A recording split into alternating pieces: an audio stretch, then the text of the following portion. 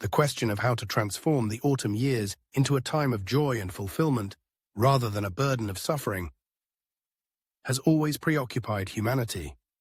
This topic was deeply studied by Natalia Bekhtereva, an eminent Soviet neurophysiologist and doctor of biological sciences, whose life, beginning in the confines of an orphanage, led her to understand the depths of the human brain. She sought to unlock the secrets of how the brain shapes our perception of happiness and unhappiness. Bekhtereva asserted that old age is not the sunset of life, but merely a new phase with its own unique characteristics. During this period, all the same aspirations and needs persist as in youth. The desire to be happy, to experience enthusiasm for life, to engage in interesting activities, and to connect with like-minded individuals. She emphasized that the rhythm of life for a mature person striving for activity and satisfaction should not drastically differ from that of a young person. Only then can old age retain the vitality and energy of youth. One of the key moments in a person's life is retirement, a kind of holiday for pensioners. Bekhtereva found this idea appealing, but noted that most people are unprepared for such a turn of events. Not knowing how to occupy themselves, they begin to lose interest in life and gradually fade away. Children are usually busy with their own affairs, true friends are a rarity, and financial constraints prevent them from engaging in anything captivating. As a result, there is a sense that life is coming to an end, and the approach of old age is inevitable. But is this really the case? What awaits us ahead, and how can we change this scenario? The distinguished neurophysiologist Natalia Bekhtereva believed that the source of all problems lies in our consciousness. According to her, when a person begins to perceive old age as the twilight of life, this perception, unfortunately, becomes a reality. The most important realization for a mature person is that old age is just another stage of life, and to prevent it from turning into a dreary existence, it is necessary to actively engage, seek new hobbies, stimulate mental activity, try oneself in various fields, make plans, and set goals. As long as a person's brain is active and focused on solving specific tasks, everything functions properly. However, as soon as these tasks disappear, the brain, in Natalia Petrovna's words, begins to dig its own grave. It is tragic when an older person is unable to find an occupation. One should start small, buy a bicycle, immerse oneself in reading good literature, or even change one's place of residence. The main thing is to have tasks and plans that the brain must solve, otherwise it will switch to useless things. It is necessary to properly load the brain to keep it in good condition. Another common mistake among older people is the belief that they already possess all the necessary knowledge, and therefore there is no need for further learning. However, according to Natalia Petrovna, life is a continuous process of learning. She asserts that as soon as a person stops learning and discovering new things, their life gradually fades away.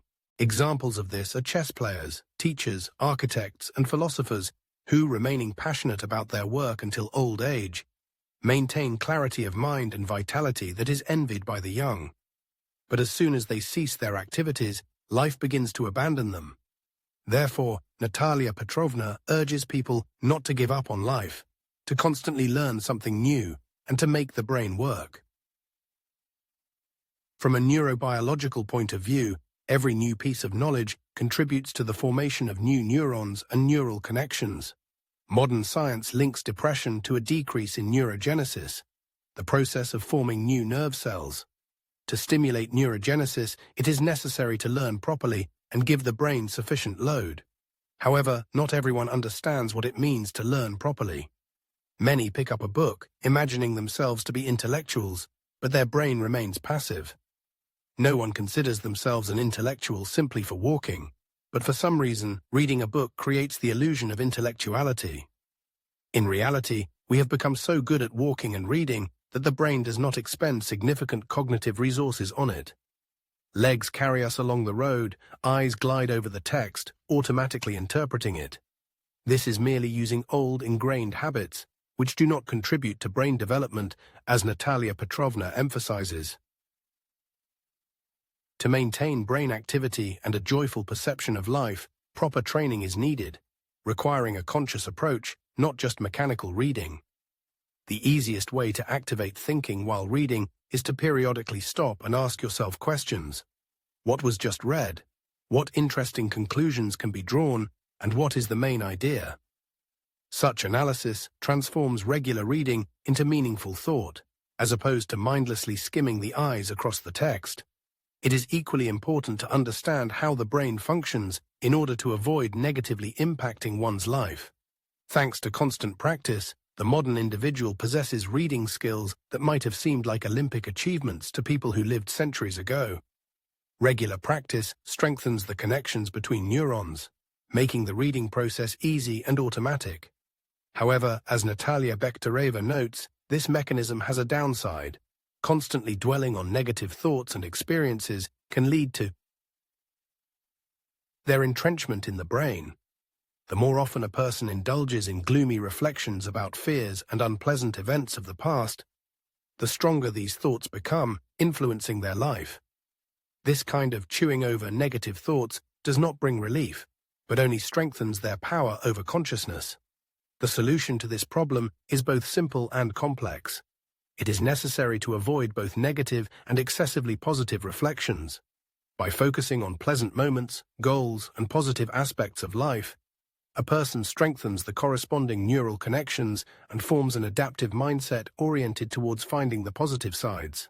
The perception of the world around us can vary dramatically. For one person, rain is a dreary and sad phenomenon, while for another, it is an opportunity to see nature come to life and enjoy the long-awaited coolness, creating a picturesque scene. Ultimately, each person chooses which approach to life they want to cultivate and strengthen in their mind. According to Natalia Bekhtereva, to maintain a joyful outlook and resistance to mood swings, it is necessary to adhere to two principles. Live in the present. A common mistake of elderly people is to idealize the past, when they were young, full of energy, and the sun shone brighter. However, by indulging in nostalgia, one risks devaluing the present, plunging into regrets, which, being a negative emotion, generate longing. Memories should be a source of positive energy, resurrecting bright moments of happiness. But what can the present offer to mature people? In fact, a great deal. The human brain develops through the acquisition of new knowledge, and abandoning this in old age is a big mistake. One should take the example of pensioners who join interest clubs, gardening, needlework, literary evenings, vocals. There are many activities that stimulate development, exchange of experience, and interaction. If active recreation is not possible due to health reasons, reading books becomes an inexhaustible source of knowledge of oneself and the world. Classical works, reread in adulthood, can reveal completely new, previously unnoticed meanings. Immersing oneself in the fates of characters, one realizes that they are not alone in their feelings and thoughts, because human nature remains unchanged throughout the ages. Regular physical activity has a positive impact on emotional state, energizing the body. Even in moments when there is no desire to move, it is important, like a famous literary character, to make an effort and pull oneself out of a state of inertness.